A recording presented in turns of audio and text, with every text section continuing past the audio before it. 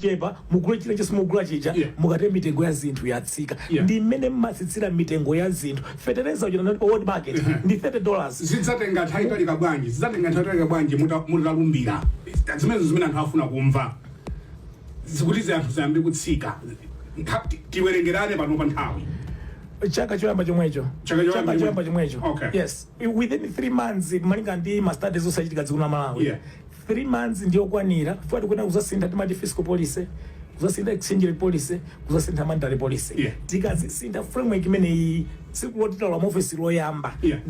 nzoti mangopanga framework imene takonzera apapa takonza tendi yambe kugwira ntchito kukonzako ndi ntchito tsiku limodzi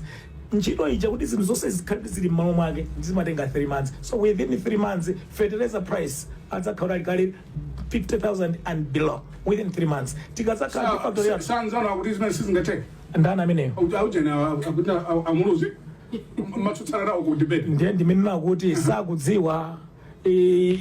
iwonso akapenda kuda kuti kutsopano ndi tikufunsira ntchito kuti sidzathandiza Malawi chifukwa ife kuti tije anthu agule fertilizer afunika mpeze pa mtengo wabwino ndi ife tawereka kuti pa world market mtengo wa fertilizer ndi $30 mukatenga kuti pa official rate 1,700 is just around 50,000 kwacha basi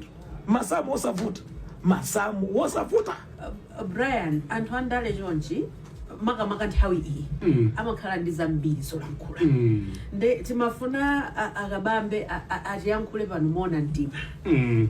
mutilankhule ndi tumuona mtima kuti izi zimene mukukamba apapazi ndi zotheka ndipo Amalawi atakupatsani voti lero zikhoza kutheka in 3 months tisadzavutane chifukwa akaka Brian sikoyamba 2019 kunaliso zinthu ngati tisadzavutane 2019 chinachitika nchona kuti mmene Yoti imapanga inapanga campaign pa mtengo wa 4,900 500 chifukwa vanhu valukanirana first year ya 2020-2021 fertilizer anagula 4,500 kwacha fertilizer anagula 4,500 go and check the records zinakanika from the second year atatichotsa ife mboma inali 4,500 layer inali go and check the records this one I'm absolutely correct go and check the records it was 4,500 inagulida 2020 it was only that years many fertilizer anagulida that price so if IUTM by the second year atiyedzeka pakona zotsatira zake amati apanga ina nemsipi we apanga sosisa ndi zina zotero zimene zija sana zoti masamu aketi ayendetsa bwanji so vuto lake lokopera ukuone na masamu anzako sumadziwa kuti apapa ndimweno ayipeza bwanji asala sumadziwa ife ayite kuti madziwa mechanics ndichipeya kundifunsa pano kodi zinthu kuti zikwere zimakwera bwanji ndakufotokozera ni mechanical kuti zitsike zimatsika bwanji ndafotokoza mechanical ndiye mukhale ndi umboni chifukwa Amalawi aufuna zinthu zochipa yes kwambiri aufuna zinthu zochipa Amalawi aufuna kuti adzitha kuthira mafuta ngali moto adzitha kukwera ndege adzitha kupita ndi kutunduma ukagula zinthu zakugulitsa kuno zimene Amalawi akufuna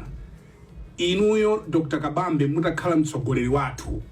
zimenezo zidzatheka 3 months mwanena kuti 3 months ndichifanike